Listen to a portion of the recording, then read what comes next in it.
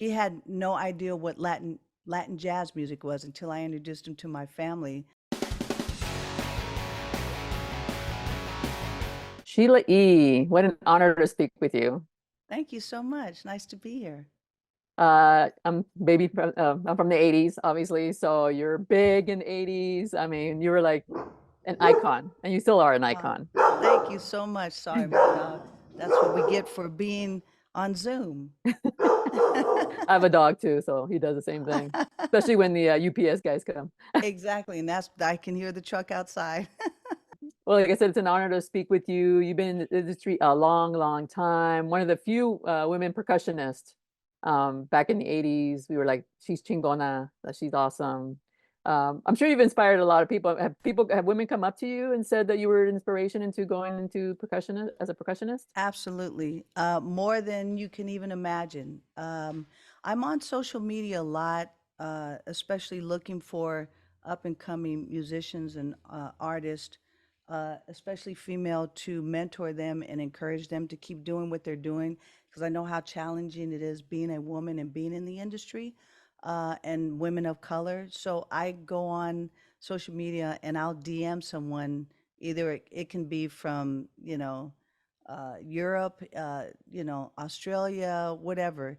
And I'll just send them a little message to say, hey, I'm a fan of yours.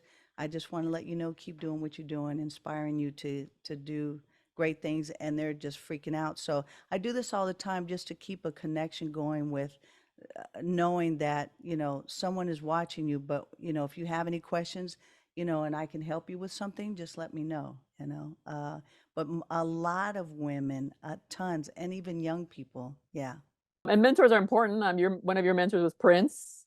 Um, Mm-hmm. so it really helps to have that encouragement behind the Mm-hmm. scenes, correct? Oh yeah, everybody. I mean, it wasn't just him. We mentored each other. When he was first coming up, he didn't have he had no idea what Latin jazz music was until I introduced him to my family. He had never heard of the music, and he was just really inspired by the music. And it's weird because you kind of think, well, we all musicians know what Latin jazz or what salsa or and you don't. There's a lot of music they don't know, and so Mm. to be able to share that with each other was inspiring. So you kind of have an all-star concert coming up with Gloria Estefan, Mimy Succar, Tony Succar. I mean, that's going to be an amazing show in Miami. It is, yeah. April 3rd, we're gonna perform this entire new album, the new album Bailar, from top to bottom, and it'll be the release of this. And I've never played this music live before, so this is gonna be a lot of fun. I'm excited about it because I haven't played it since I recorded it, and so it's just gonna be amazing to be able to be with most of the musicians and the artists who have performed on this record. And this being my first ever salsa record, I'm just excited, so excited about it. Yeah, I was surprised when I read that your first salsa record. I was like, really? That's what I said. Really? I haven't done one?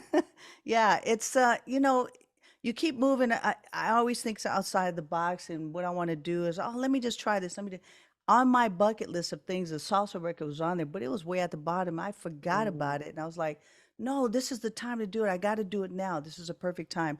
And that perfect time was within the last 2 years. It took us almost to do this record, and timing because of scheduling mostly, but getting it done. And I'm really excited about it. So how did Gloria Estefan come into the mix?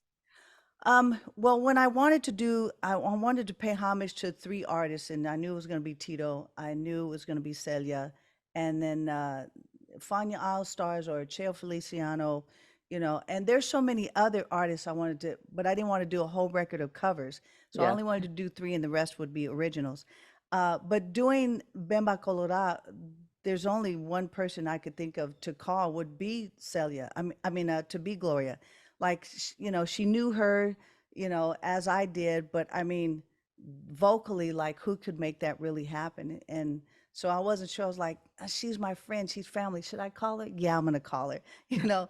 And when I asked her about it, and I said, I'll send you the track, and she just flipped out, like, oh my God, this arrangement is on fire. Like, I would love to be a part of this. She was so excited to do it. And then Mimy Succar was a surprise because She wasn't really singing when I kind of first started this record, and then she started singing on the show and going back and forth to Peru, and then her and her son Tony, as he is the one who co-produced this with me, Mm. and now they're just blowing up like crazy. So it's perfect timing. And Mimi was the other. I asked before she was famous. I saw her on a TV show, and I said, "Hey, can your mom sing on my record?" And he's like, "What? Really? You want her to sing?" And now look at her. I'm like, she's all over the place. So it just turned out to be the perfect combination of women to do this song and homage to Celia, because Celia was an incredible artist, a musician, singer, just what she stood for, and a strong, amazing, beautiful woman, and what she had gone through to do what she wanted to do was to sing and share her music.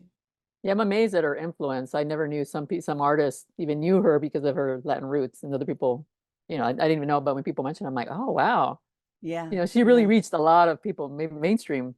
absolutely, absolutely. Yeah, she was amazing, incredible. And I believe your dad is also part of Yeah, this All Star. he That's great. is. Yeah, I had to have my daddy. The amazing, I always go, the amazing, the legendary Pete Escovedo, my daddy. Yes, he's on a song. Actually, so is my mom. My mom's a great Guido player, and so she plays Guido, and I had her play on the same song that my dad played on. So she might probably come up on stage as well when we do this performance, but my dad will be performing as well. Nice. And when I was doing your research, I wasn't aware you were involved with all these musical sounds or the movie soundtracks. You're doing a Kung Fu Panda 4. You're a percussionist on that one. You worked on Man of Steel, Batman versus Superman, The Lion King. I was like, oh, cool. So you go into the Yeah. studio a lot for these composers. Yeah, Hans Zimmer, I do a lot of his movies. I'll go to his studio to record, or they do, like when we did the Superman, there's just tons of drummers, or 10 or 12 drummers only, to just get all those parts together. But then there are times that I have my home studio here, and they'll send me the tracks, and then I'll just play them here, record them, and then send them back. So it makes it a little bit easier, not lugging all the stuff around. Not that I have to do personally, but just setting it up. It's nice to just do it at home and get it done. But it's an honor to play with Hans Zimmer. He's an incredible man, and the way that they do things is just amazing. I learned so much from him as well.